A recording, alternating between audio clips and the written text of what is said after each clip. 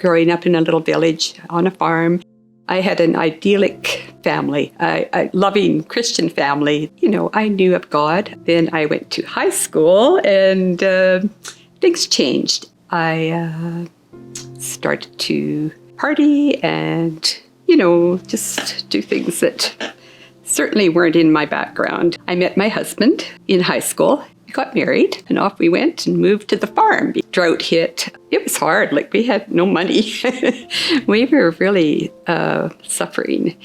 And I had a lot of anxiety. The stress of the farming, I believe, helped to bring on my husband's addiction with his drinking. And that was hard to accept. Didn't know what to do. So I proceeded to try to handle this on my own.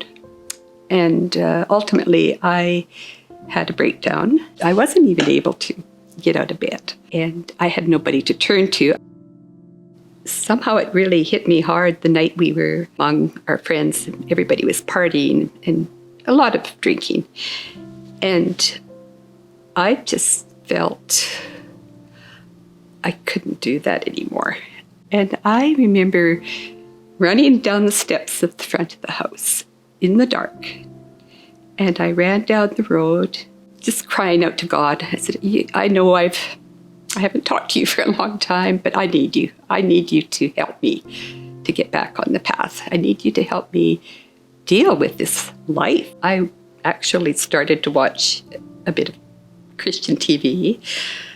Actually, it was Miracle Channel. The hosts and the preachers and the testimonies of others, it kind of opened my eyes to, like, there's more to this faith than I know. And I started to be drawn to church. I really wanted to go. I remember the first Easter that I realized that Jesus is alive. It just made me turn around in my attitude towards my husband. And I was starting to see him through Jesus' eyes. I was starting to have hope. I was always amazed at my Christian friends who accepted him. They loved him regardless of his addiction. And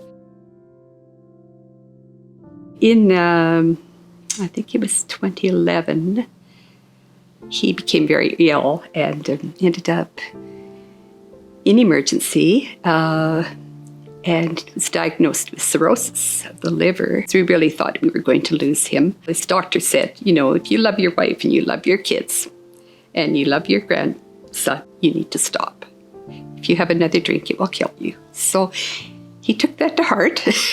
And that day, he went to his first AA meeting. I guess about 3 years into it, finally spoke up at a meeting. And he said, I have finally realized that there's somebody out there bigger than me and that has created me. That was the beginning of that I knew that God had him in his hand, that he would heal Grant.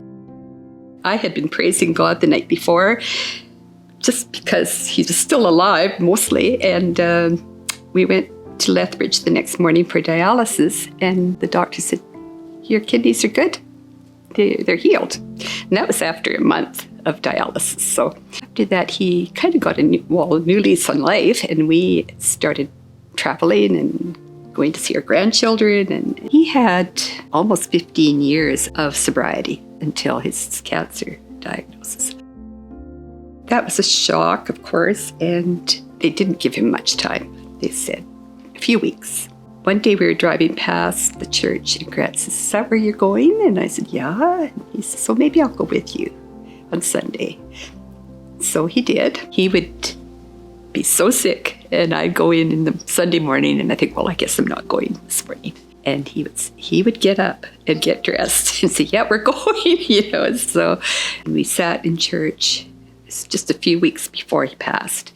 And he held my hand and he squeezed it during the prayers and he was praying. And I thought, God, I never thought I would see the day. And it was all worth the wait. And it was all worth the prayers.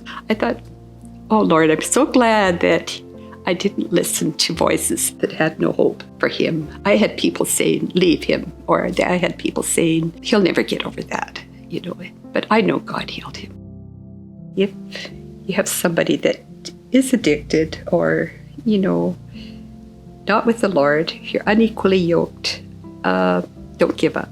God's timing is not ours. Get into a group of friends that are real believers and you can trust. You learn to trust. That's what helped me through.